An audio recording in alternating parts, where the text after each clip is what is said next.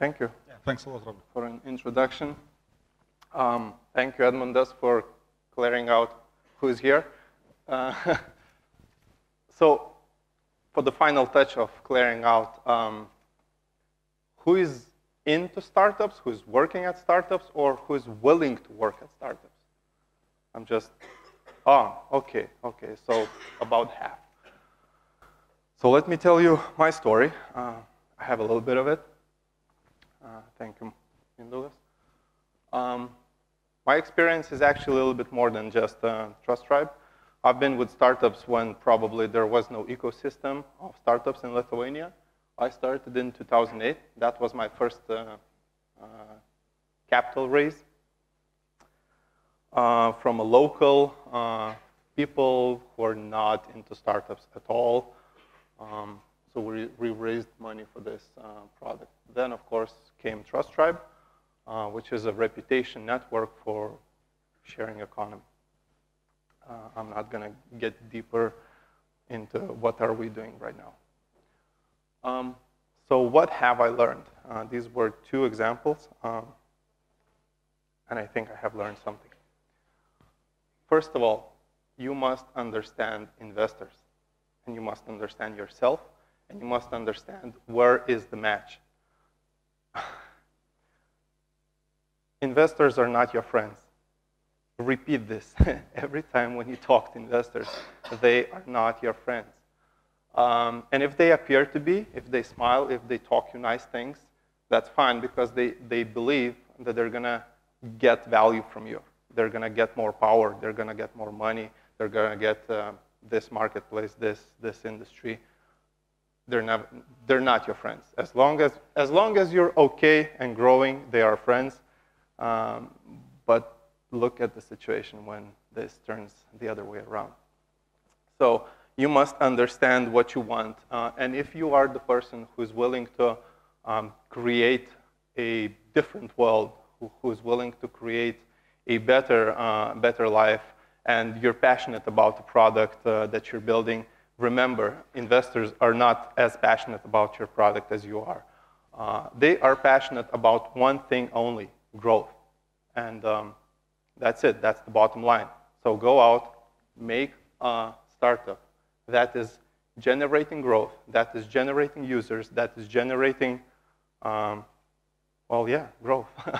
And that's it. You're going to get offers out of thin air like Alan did, like Ilya did, like Vinted did, like all the other great startups did. They did this not because they went out and they were brilliant on fundraising. No, they did this because they created a good product first. So that's it. That's all you really need to know about fundraising is build a great product. Everything else comes naturally. Of course, I can tell you a little bit more. Well, basically, there are two types of startups who are raising money. First type is the ones who build a great product, and investors come to them. So they're not technically raising money. They are receiving offers to get money. And then there's this other type of startups who's not doing the J curve. J from your side looks like this. But they think they need money to continue, and maybe they have a vision, and in this vision, there is this success in the future. So they basically try to trick investors. You have one life, and these are two very different paths.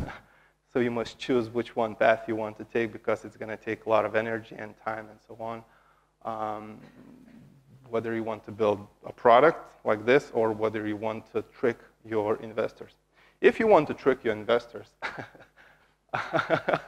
though, I can give you a couple suggestions. Well, first, look for the partner, not the investor. Investors, they just give you money and that's it, and they're going to request from you growth and results and profit. If you look for the partner, maybe somebody who's into the field and they have lots of connections, well, they might give you something. more than just money. Of course, figure out your product first. Figure out what's the problem. Figure out everything you need to figure out. Understand everything.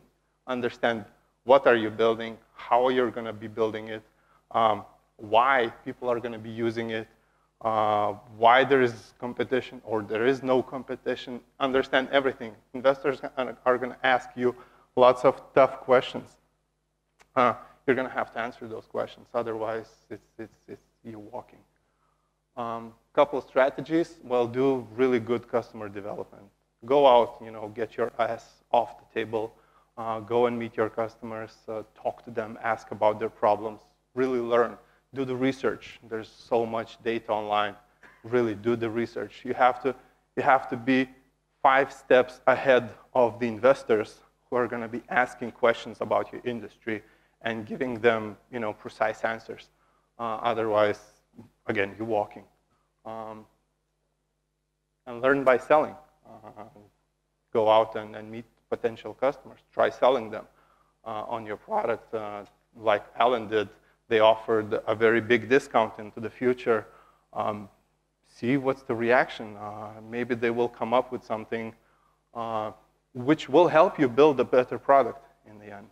And in the end, investors will come and offer you money. What else in tricking your investors is you have to risk yourself. You really have to do it. This one is a big deal. This first investor, when I told him how much am I into the product and into the vision and how much I have put on the table and I have risked all of it at the time, that basically convinced him. So you have to take the risk if you don't yet have a J curve of your product growth. Team first, product second. In our first case, we had a really great team. We had a product, MetaLife. The product was, oh, by the way, this is a perfect team example of how not to build a team. Because on a team, you have to have very big diversion of different expertise.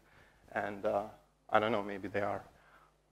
But you really have to have a very diverse team because probably you're going to fail with your first attempt, especially if you don't have yet a growing product. So you're going to have to pivot. With a bad team, you're not going to be able to pivot. Well, team first, product comes next. Sell like hell. Sell everywhere. Go out into the events that Edmund has mentioned and sell to your mother, sell to everybody. Not your mother. What's going to happen, you're going to get lots of feedback. Use it to change the idea, change the product. You will become the J curve and investors will come to you. So yeah, by selling, you're going to get talent, partners, customers, know-how, everything, investment at the end. Look at the other options. Really, there are so many. You can sell, you can bootstrap, you can crowdfund today. You can do so many things. Looking for investors on a traditional sense, maybe it's not your business. So if you would have to name the one thing that I would have to kind of outshines everything else, it's persistence. You have to move every day, get your ass off, and move. I've known Edmundas for quite a few years. He has changed so many directions, but he was always moving. So yeah, move. That's it. And that's what I'm doing right now. It's Batchcraft. We're building gamification solutions for different organizations.